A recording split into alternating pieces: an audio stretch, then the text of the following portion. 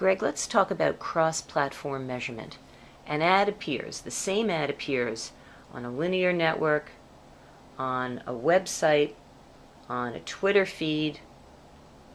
How do you link it all together? How can you best give credit to that advertiser? That is probably the biggest challenge facing the industry right now. And it really starts not so much with measurement, it starts at the beginning. How do you sell it?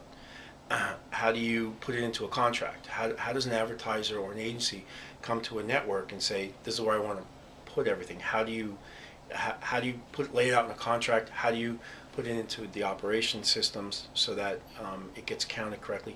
And then how do you measure it? And then how do you invoice for it? The biggest challenge I think facing the industry is trying to take sort of old school linear ways of doing things like ad sales and applying to this new digital world, and it's a huge challenge, and it is definitely the biggest challenge facing the industry when it comes to metrics. Metrics in this world, no answers yet, and what they're doing is piecemealing it and then physically adding it up and saying here's the final invoice for the run of that advertiser. Everyone's talking about it, and a lot of great ideas, but nothing has been confirmed of how this convergence actually works. And as new platforms keep coming up and we find more inventive ways to put advertising into this content, not just running a 30-second ad, but overlays and bumpers, and how do you account for all that? Huge challenge. So what do you think the future is for the 30-second spot? I still think it's live and robust, and it's going to be with us for quite a while. I think it's still the most effective way to get your message across. It's short enough that it keeps people's attention, but it's long enough that it's more impactful than just doing a billboard or a lower third. And I think sometimes those lower thirds can be very annoying and they can be distracting. Trying to watch something online can be tough when you get those lower thirds up all the time, or especially a lot of apps now, in between steps that you're doing, a full screen ad pops up and you got to keep closing it. I think that turns people off. I think the 30-second ads can be with us for quite some time, but I think advertisers and content providers have to be more selective and more creative with their ads. And I think that idea of one ad to cover a great wide audience, I think those days that's what's going to change. I think it's going to become much more not so much addressable, but much more targeted. Okay, so I'm a programmer, and I go to you and I give you a program, 30-minute program. What do you do with it? Well, assuming it's going everywhere.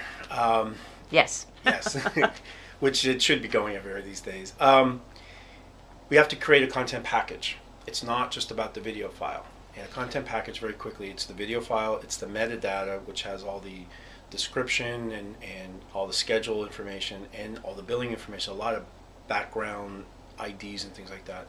And there's also the artwork that goes with it. As these user interfaces, UIs as we call them, become more sophisticated, you're seeing more and more artwork. It helps entice a consumer to watch the content. Anyway, you have to build a complete package. The challenge that you have is anytime any piece of that package varies for whatever reason, you have to create a new one. So if you have, say, a 10-episode series, you're not just creating 10 content packages that go out into the digital world. You're creating 10 for VOD. You're creating 10 for TV everywhere. You're creating 10 for what we call electronic sell-through, things like iTunes, Amazon, Netflix. If you're putting any of this on mobile, you're creating 10 different packages for that. And what happens then, it starts to multiply. Even on VOD, you might need 10 for SD, 10 for HD. If you have variances based on MVPDs, which most of them do vary, particularly in the TV everywhere world, because nobody's really following any set specifications. Even if the video file is the same, if your metadata is different, if content providers have different schedule patterns, they give MVPD A a 30-day window, but MVPD B a 60-day window, you've got to create different versions. In my last position, a 10-episode series could end up in 200 to 300 different content packages. They all have to be built and distributed and tracked and archived separately. So, we were at a place where one piece of content on average was creating anywhere from 5 to 6 different versions.